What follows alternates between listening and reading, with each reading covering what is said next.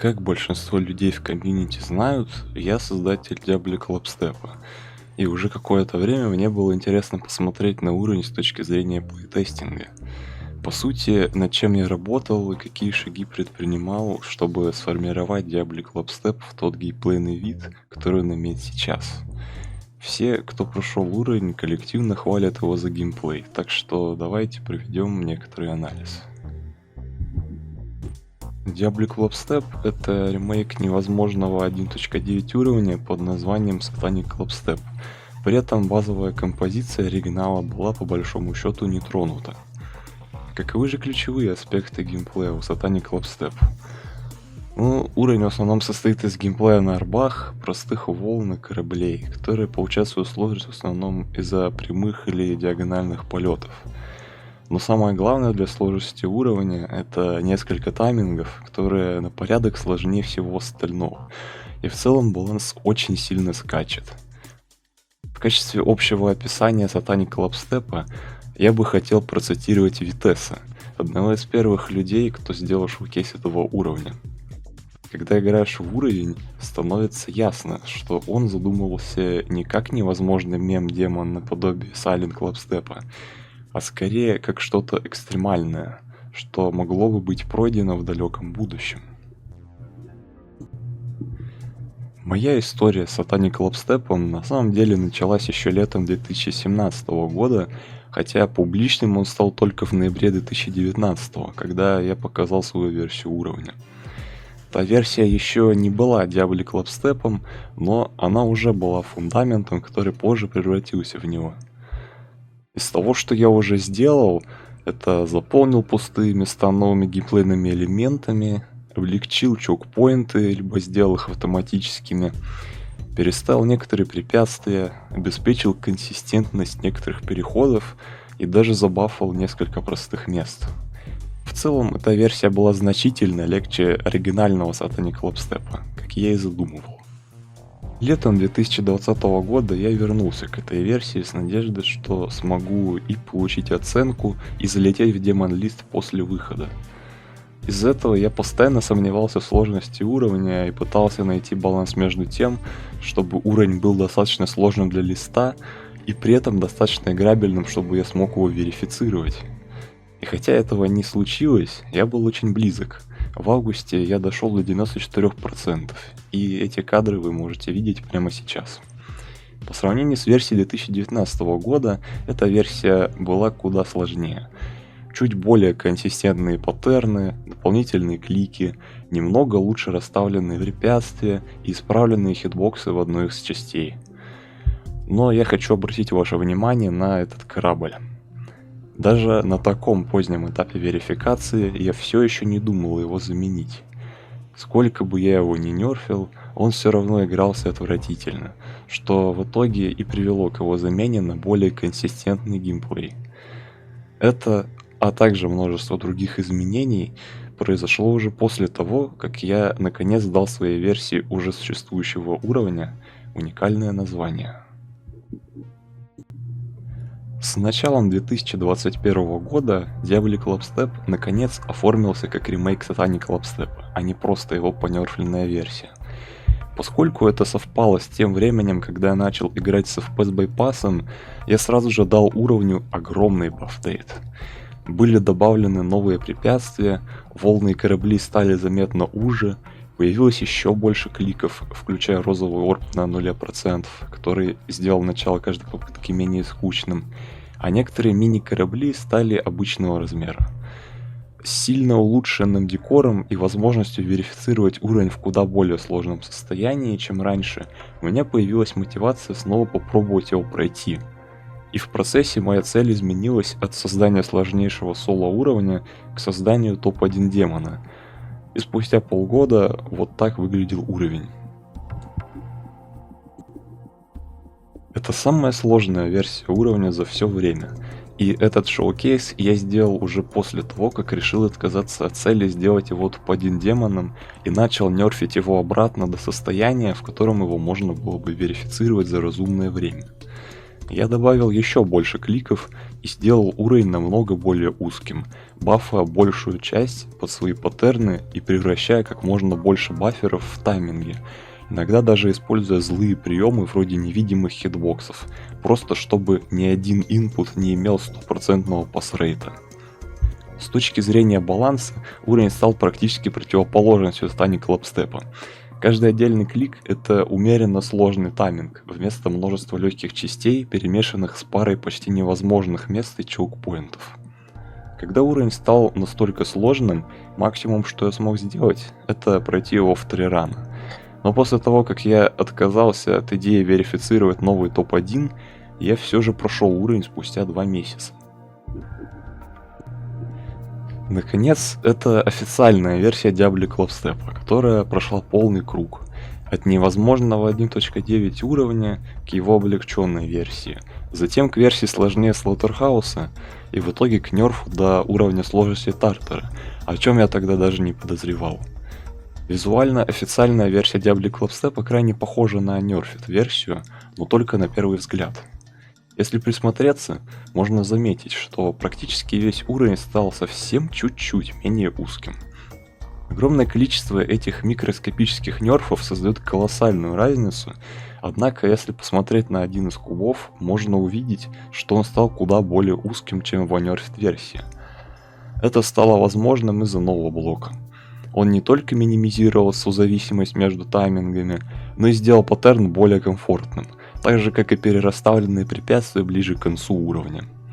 Поскольку в последние дни я пытался верифицировать уровень как можно быстрее, я решил понерфить вторую половину, чтобы уровень можно было флюкнуть, но с точки зрения плейтестинга это не такое уж важное замечание. Это хронология того, как я превратил старый, едва играбельный Silent уровень в его более сложную версию, которую большинству людей, судя по всему, приятно играть.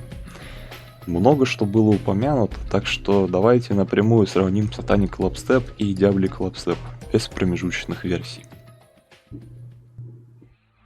Преддроп в Satanic Clubstep настолько сложный, что его общая сложность почти не изменилась, чего нельзя сказать о других частях. Корабль был настолько немыслимо сложным, что стал одним из первых мест, где геймплей был полностью заменен, и я никогда не считал хорошей идеей возвращать его обратно. Следующий куб был изменен для большей консистентности. Убран дабл-клик, который сложно исполнять, орб-спам заменен на розовый орб, убран гиммик-орб, а легкие клики были забафаны до уровня сложности тех, которые были трудными изначально. Лабиринт был удлинен, потому что мне не нравилось, насколько коротким он был раньше. Wave был жестко забафан под мой паттерн и лишен легких инпутов. Следующий куб превратился из части с 2 таймингами в секцию, где не только каждый клик — это тайминг, но и самих кликов стало больше. Короткий корабль был изменен так, чтобы траектория полета лучше соответствовала расстановке препятствий, после чего был забафан соответствующим. Следующий куб, как и предыдущий, имел очень много баферов, которые были превращены в тайминги, а орб-спам стал более консистентным благодаря блоку, поставленному поверх шипа, что позволило сделать его уже для компенсации. Мини-шар имел ту же проблему с баферами и был исправлен тем же способом, за исключением того, что в Святом Лабиринте был убран один клик ради консистентности. Корабль по узости остался тем же, но получил фиксы для каждого существующего перехода. Часть с НЛО прошла через несколько геймплейных изменений ради консистентности, что в очередной раз открыло возможность сделать ее уже. Ближе к концу части были добавлены новые клики для сохранения той же степени интенсивности. То же самое касается и следующего куба. Следующий корабль получил полностью другой геймплей, усложненный пониженной видимостью. Wave был забафан под мой паттерн и сбалансирован так, чтобы не было легких инпутов. С этого корабля и до 100% идет часть уровня, которую я сознательно перенерфил ради более быстрой верификации, так что учитывайте это. Этот корабль в Diablo Clubstep, вероятно, стал легче за счет полного изменения того, как ты пролетаешь через пасти монстров, из-за того, что корабль касается твердой поверхности после каждого прохода.